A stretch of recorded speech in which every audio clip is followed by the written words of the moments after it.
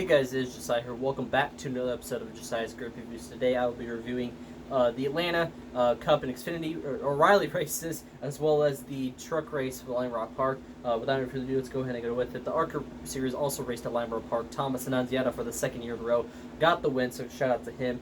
He was supposed to run a Kyle Busch tribute scheme with M&Ms on it, but I think M&Ms or Mars or somebody declined to do it. So Annunziata had to run like his primary scheme, but he drove it to victory lane. But it would have been awesome to see him go to victory lane with a Kyle Busch tribute. He still paid tribute to Kyle Busch, but it would have been awesome to see that car in victory lane. But never happened, unfortunately. Just sucks.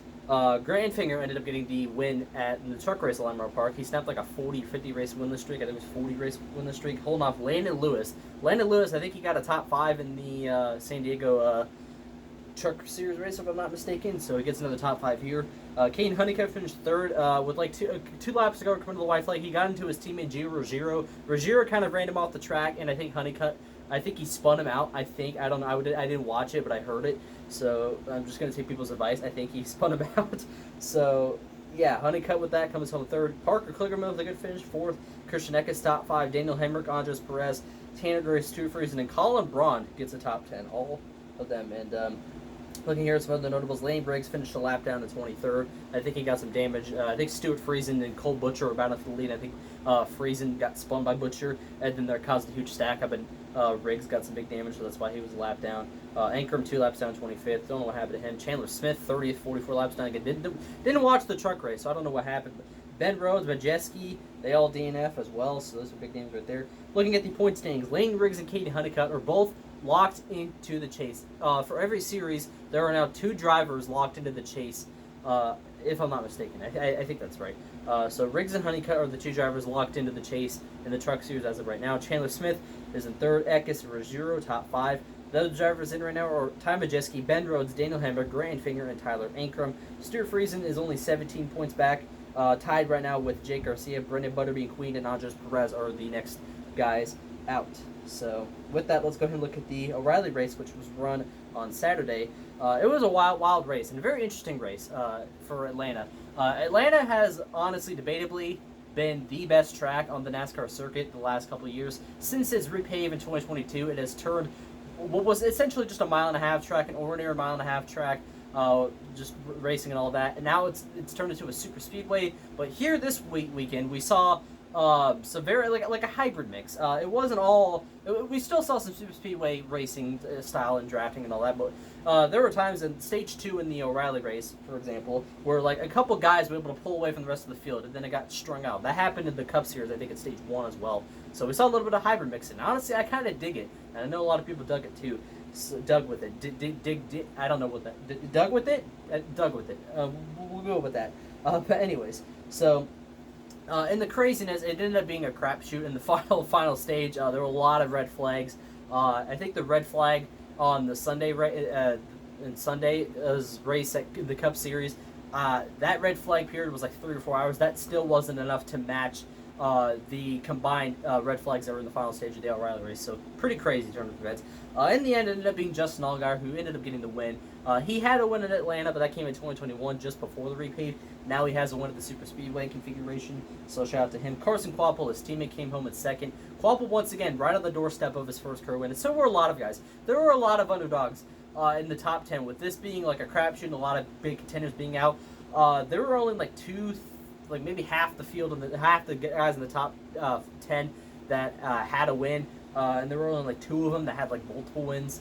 I think 2 or 3 of them. But Allgaier had the most wins, and of course he was the one that ended up getting the win. It was funny because I was watching the race with my dad, and I was saying, watch Justin Allgaier win this race. You have all these underdogs and all these first-time winners that could be, and then watch Justin Allgaier to somehow, some way, find a way to win again. And of course he did it. But shout out to him. I don't hate Allgaier. I like Justin Allgaier, so shout out to him. That's his 6th win of the season. That's a career high for him. So shout out to Justin Allgaier. Like I said, Kvapil came home second. Parker Retzlaff, another top 5. He finished third. I think that's back-to-back top. He finished top 3 in both the Atlanta races this year. He finished second in the spring race to Sheldon Creed, of course. Almost won both of them. Could have won both of them. He was second behind Justin Allgaier and didn't really have enough of a run. And then once Kvapil came, I knew he was not going to help Retzloff. He was going to try and go with his teammate, and sure enough, he tried to pass him for second, and he did. So Retzloff finished third still. William Sawalich comes through to finish fourth, and Anthony Alfredo fifth. That's yet another race where both Viking Motorsports cars are in the top 5. I think they're by far the biggest feel-good story in all of NASCAR this season. I don't think it's really close. I can't think of another team that's like been a feel-good story. Maybe Spire, but I think Spire's been already taking gains. Because I think before, I think I keep seeing Carson Hocevar and Daniel Suarez are still above the cut line. I don't know if that's true still right now, but I think so. But they're feel-good stories. Garrett Smith landed at the beginning of 6th place finish. How about let that sink in? Brandon Jones 7th. He also gets credit for the fastest lap of the race. He won at Chicagoland last week, beating Chase Elliott in overtime, which as a Chase Light fan hurt. But shout out to Brandon Jones last week. Kyle C gets the top 10. Raja Caruth and Jeremy Clements gets the top 10. Jeremy Clements was involved in the final wreck, and he still got a top 10. So that shows you how crazy this race was. You got all these underdogs down here: Mason Maggio, Josh Bilicki, Patrick Starpoli, Dean Thompson, Glenn Reen. In his first start, I don't know. He gets the top 15. Ryan Seek 16th. He was on road 2 on the final restart, but he ran out of fuel because of freaking course. Because Ryan Seek can't ever have anything go his way, like ever. It's just insane. He's always in position to win, and it just never happens. Same with Brendan Poole, finished 17th. He actually led coming to the at the white flag. He led the second to last lap, but then Nick Sanchez tried to make him a hole in the middle that kind of just closed, and then he made contact with Poole and slipped the track. Sammy Smith came home 18th, and Nick Sanchez actually came home 19th. He's also racing in the team that Austin Green drives for. Obviously, before when the season started, he was with AM Racing. Then he left, and then they shut down. So Nick Sanchez kind of had to bounce around, find some rides, but he's got at least, I don't know if he's full-time, I don't think he is, but I think he's found at least a part-time, a couple races to run, so that's good for him. And Blaine Perkins also rounds up the top 10, and you see all these guys down here. Brent Cruz, Sheldon Creed, 24th and 25th respectively, Jesse Love, 26th. Jake Finch in his first O'Reilly start, he got 30th. Sam Mayer, 31st, Corey 32nd, Taylor Gray, 33rd, Harrison Burton, 34th, Jeb Burton, 38th. He had issues, I think, before the race even started, so that forced him to go to the garage, so that's not for him. But looking here at the point standings for the O'Reilly Series, the two drivers that are locked into the chase in the O'Reilly Series, Justin Allgaier, he locked in like 50,000 years ago because of the massive lead he has. And Jesse Love, he's also locked a chase spot as well. Sheldon Creed, Corday, and Carson Popple are all top 5. Then you got Braden Jones, Austin Hill, Sammy Smith, Parker Retzloff, and Sam Mayer, the top 10. The other two drivers above the cut line are Brett Cruz and Taylor Gray. Taylor Gray looks like he's only 14 or 17 points above Raja Caruth, and then the next 3 out are William Sawalich, Ryan Seek, and Anthony Alfredo. So should be fun to see the cut line and see how that unfolds the last couple races or so, not just for the O'Reilly Series, but for all the series as well. Now let's go and get to the Cup Series race, which was ran technically Monday morning, Sunday night and into Monday morning. The race ended just before 2 a.m. because of the big rain shower that came and drenched the track pretty good. Ryan Blaney ended up starting on pole. Ryan Blaney was by far the best driver in the field, and I don't think it was even close. Blaney, yeah, like I said, won the pole, and I don't think he got past for the lead in stage 1. I could be wrong, but I think he led flag to flag in stage 1 and took stage 1. He ended up winning stage 2. That was after the rain shower. The rain shower hit like midway through stage 2. But once the rain shower cleared, it didn't phase him at all. He won stage 2 and was looking like he was going to cruise to victory. But there was a little controversy between he and his best friend, Bubba Wallace. Bubba Wallace had other controversies in this race. Bubba Wallace had a wild night. We'll get to him in a moment. But Bubba Wallace was leading. He made an aggressive block on Ryan Blaney and basically forced Ryan Blaney into the wall. Ryan Blaney came on the radio and said that he had a bad vibration, but he rode it out through the rest of the race, spoiler alert, which was pretty crazy. But yeah, Blaney wasn't happy about it. Bubba apologized. It was a mess. But Ryan Blaney didn't phase him at all. The final, skipping ahead to the final overtime restart, I think it was overtime. Carson Hocevar. I don't know how many times Carson Hocevar is going to be in position to win one of these land races and not win. It's crazy. He actually led coming to the white flag. Actually, Blaney took the lead coming down the backstretch. Then he missed the block, and Hocevar took the lead. And he led at the white flag. And then Bubba Wallace, who was able to make up with Ryan Blaney, pushed Ryan Blaney to get him side by side. Wasn't able to clear. There was a crash that happened in the back. And then here's another big controversy that happened with Bubba Wallace, which I'll get to it. Bubba Wallace just went way down and went way below the WL line. I'll just talk about it right here. There's a lot of people saying, were saying that he ended up getting penalized. He could cross the line in second. He got penalized for going below the WL line. I think he gets credit with 29th, I believe, and he gets 7 points, which, yeah, it's frustrating. I get it. But honestly, I think the right call was made. I don't understand why people are trying to justify or defend Bubba Wallace. I mean, Bubba said that he got pushed by Ty Gibbs. I don't see it. And yes, he didn't gain position. He was still trying to gain position by going below the WO line. Yes, it says that the rules say that, yeah, to advance your position, they go down there. If you go down there to advance your position, you get penalized. He was still trying to do that. Just because he didn't do it doesn't mean it's still not justifiable, you know? That's like saying, oh, look, guy accidentally pushed him into the wall. Yeah, if he did it on accident, but he still did it. He still caused it. You know, that's, I don't know. I was very, it's not, I like Bubba Wallace. I do. It sucked to see him, you know, get that penalty and all that, because he actually had a good car, and he deserved, honestly, to finish second. But it sucked for him, but that was, we can debate about the yellow line rule all day. I know we've debated it since day one when it came out and all that stuff, but this one was probably the most obvious yellow line rule. No offense to Bubba Wallace, but again, people are going to have their own opinions, but still. Anyways, and then Bubba Wallace after the race was frustrated with Ty Gibbs. I guess there was an incident with Ty coming to the end of the stage 2. Bubba Wallace threw a very late block on Ty Gibbs as Gibbs was having a run. And then they made contact and Bubba Wallace spun out right as they crossed the line to end stage 2. That one is more, I'm not going to be too pushy on Bubba Wallace with that one. He threw a late block, maybe a slightly late block on Ty Gibbs. Ty Gibbs had a run and Bubba was trying to go down.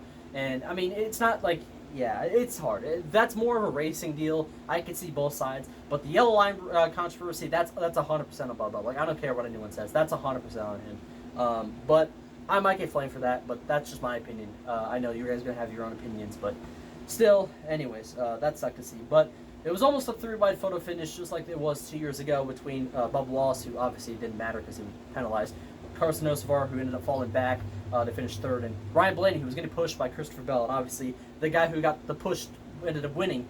Ryan Blaney, dominant win, 2nd win of the season, just his 2nd win, which is kind of crazy. I feel like he has, it feels like he should have more. Because Blaney has been by far, I think he probably by far and away the only Ford that's actually done something. Team Penske had a good race, especially early on, but then kind of fell back. Logano and Singer kind of merged, and it kind of like was there inside the top 10, briefly flashing in the top 5, but Blaney was just always there. And whenever he got past Lee, he would get it back in the next lap or two. It was crazy. So, but well-deserved win for Ryan Blaney. I think they said that was the most laps led by a driver at a super speedway race since Richard Petty in like 1970, was it 64 or 74 or something like that. Either way, if something has happened since Richard Petty, you know it's freaking crazy. But kudos to Ryan Blaney. That vibration didn't phase him at all, like I mentioned. He got the win. So Blaney wins. Christopher Bell finished 2nd. By the way, Blaney was my pick to win in my preseason predictions, so I got that one right. So shout out to me, pat him back there. Christopher Bell, another top 5. That's 3 straight top 5s. All doing this. Even with still recovering from his wrist injury that he had like a month ago. He finished top 5 at Sonoma, almost won last week at Chicagoland, couldn't quite pass Briscoe. He finished runner-up, and another runner-up finish here today. So shout out to Bell, making up valuable points there. Carson Osavar finished 3rd. Ty Gibbs finished 4th. He led some laps, I think, early in stage 3, so got a top 5 out of it. And so did Eric Jones. Shout out to Eric Jones. Shane Van Gisbergen, a brief shining moment. I thought SVG was going to win at Atlanta. He made a move 3 wide for 2nd with 2 fresher tires, but just didn't get any run. Materialized and kind of fell back, but still came through to finish top 10, so shout out to him. Austin Dillon gets a top 10 as well. Austin Dillon qualified well. I think he qualified like in top 3. I think he qualified 3rd or 4th. Pretty much ran top 10 for a good majority of the race, so shout out to Austin Dillon. I think that's Austin Dillon's best race of the season, so shout out to him. Tyler Reddick came through to finish 8th. He was competitive. Joey Logano, like I mentioned, Team Penske, all 3 of them were really good early. Kind of the Logano and Cinder kind of fell back, but Logano was still able to get a top 10. Chris Buescher also got a top 10 as well. Ross Chastain 11th, Denny Hamlin 12th, Chase Elliott 13th. Elliott started inside the top 10, kind of like went up and down, and then kind of led a couple laps. Was on fresh tires, kind of. I think he restarted like outside the top 20. I think with like, I don't know, 50 laps to go or something. No, that doesn't seem right. Maybe 30 to go, and got to the top 10. Almost got to the top 5. I think he was shooting for a top 5 with like 5 laps to go, but then Bubba Wallace again made a late block, but this time he didn't get spun. He just made a late block and cut the air off in Elliott's car. Elliott fell way back and wasn't able to recover. So very, very frustrating because I really was confident that Chase Elliott could win 2 summer Atlanta races in a row. It seemed like he had a good car, but just couldn't do anything there. Also barely missed a wreck with Chase Briscoe, which is key for the in-season tournament. Austin Cindric got 14th, Michael Dowell 15th. William Byron 16th, Cole Custer, John Nemechek, Todd Gilliland, and Ty Dillon of the top 20. You got Suarez, Bowman, Stenhouse, Priest, Barry, Kozlowski, Gregson, Zillich, Bubba Wallace, again, yeah, credit 29. Zane Smith, top 30. Austin Hill. Cody Ware got credit for the fastest lap. Yeah, Ryan Blaney had almost a perfect race. He missed the perfect race by one point, and that 1 point was the fastest lap, which was turned by Cody Ware. Cody Ware costed Ryan Blaney a perfect race. That's crazy. Chad Finch in 33rd. Kyle Larson was competitive once again, but had some issues. He spun, and then I think he spun again. I think he spun once, but caused a big wreck and took out guys like Briscoe and Allmendinger. Allmendinger had a rough night too. He had some other incidences.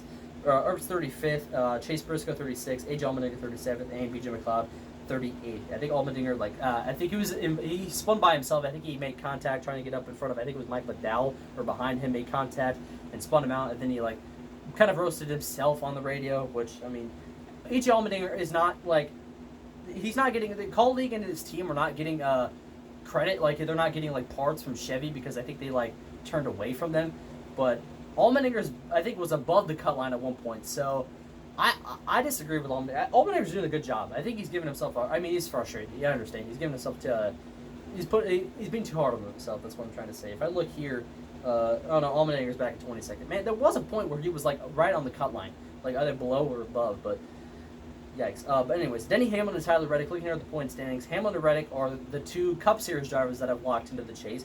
Ryan Blaney, it's going to kind of turn into a 3-horse race for the regular season championship. We went from nobody's going to get to Reddick to now Hamlin's going to get it to. Maybe Blaney's within a race. He's within striking distance. He's 65 back. Reddick is 24 back. Ty Gibbs, Chase Elliott are top 5. Kyle Larson, Chris Buescher, Carson Hocevar, Christopher Bell, and Chase Briscoe top 10 in points.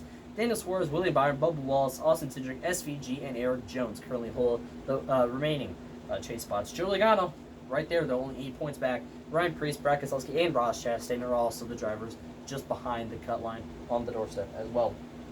And checking in on the in-season tournament, I remember this off memory. I hope I can remember this off memory. It was Alex Bowman versus Todd Gilliland, and Todd Gilliland came through with the upset. Only had to do with a 19th place finish because I think Bowman got caught up in a wreck or just wasn't competitive. I think it was both, to be honest. So Todd Gilliland is into the Final Four. He will be going up against Chase Elliott. Elliott was able to beat Briscoe. They were kind of close together with a couple laps to go, but then Briscoe got caught up in a wreck, and Elliott just barely avoided it, and that was enough to get Chase Elliott into the Final Four. So shout out to him. Then on the other side, Christopher Bell was able to beat Denny Hamlin with the second place finish, so Bell's onto the Final Four. And so too is Ryan Blaney, obviously, with his win. He was able to beat William Byron. So that's your Final Four. It's Ty Gilliland versus Chase Elliott and Christopher Bell versus Ryan Blaney. If I had to give my predictions, next week is North Wilkesboro, then the final race is at Indianapolis. I think it's going to be Chase Elliott versus Ryan Blaney, with Ryan Blaney taking home the $1 million at the end of the day. I think Ryan Blaney's going to win. I think Chase Elliott, he should, unless he crashes, I think Chase Elliott, no offense to Ty Gilliland, I don't think Gilliland has a chance. I'm going to be completely honest. Unless some strategy happens or some wacky scenario happens, or Gilliland just has the best career race of his life, I think Chase Elliott should handily be able to get into the final. North Wilkesboro is a pretty good track for Chase Elliott. I think he has, in all the All-Star races, I think he's had a worst finish of 7th. I think he has 5th, 7th, and a 5th in the 3 All-Star races at North Wilkesboro, so I think he should be good there. But on the other side, I think Blaney and Bell is going to be a lot more competitive, obviously, but I think Blaney, I know Bell won the All-Star race at North Wilkesboro last year, so Bell could be competitive, but I think Blaney's going to get the job done. And then in the final, it's Indianapolis. That's not a good track for Chase Elliott. That is a pretty solid track, at least for Ryan Blaney. I think he was close to a Brickyard 400 win in a year or two ago. I think it was 2 years ago, because I think there was the controversy with Keselowski when he ran out of fuel, and then Larson gained a row, and Blaney was like, what the heck? He wasn't happy about that. I think Blaney was in contention to win that, so I think I remember that. So I don't know. We'll see. Who knows what happens? But at the end of the day, go Chase Elliott. Hopefully he can take home the $1 million. Obviously last year he only made it to the second round before losing to John Nemechek by 1 point in the Chicago Street Course, 1 position.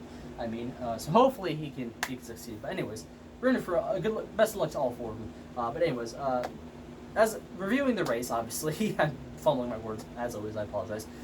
Reviewing the race, honestly, it was a pretty good race. I enjoyed the O'Reilly race. Was good. The stage 3 lowered the score definitely for that. But the Cup Series, the rain shower again lowered the score, but it was still really good afterwards. It was worth staying up till almost 2 a.m. to watch the full thing. Then you got a good finish, exciting finish afterwards. Good race, good race. Atlanta, I think, is the best track on the NASCAR circuit. And I think people can't agree with me on that one, but as always, people are going to have their own opinions. As for what I think on the Grape-o-meter, if I have to rate the race out of scale from 1 to 10, I would give it an 8 out. Maybe a 9 out of 10. Honestly, I'm going to go 9 out of 10. I was going to go 8 out of 10, but I'm like, I got to think about this. 9 out of 10 on the Grape-o-meter. Very, very good grape that you're going to get. You're not going to get a sour grape. You're going to get a nice, ripe grape, if you will. So that was cringe. I'm sorry. But anyways, with that is it for this episode of Josiah's Grape Review. So hope you guys did enjoy. I'm sweating. It's hot. I have a fan going, but it's like freaking 80, 90 degrees, and I'm sweating because there's no. My room is like the hottest room in the house. It's insane. So if you see me sweating my butt off, that's why. But anyways, hope you guys enjoyed. Smash like, subscribe, and hit that little tiny notification bell. That way you don't miss any new videos just like this one. And as always, just do it as it's judged by yours truly, and I'll see you guys in the next video. See you guys then. Bye.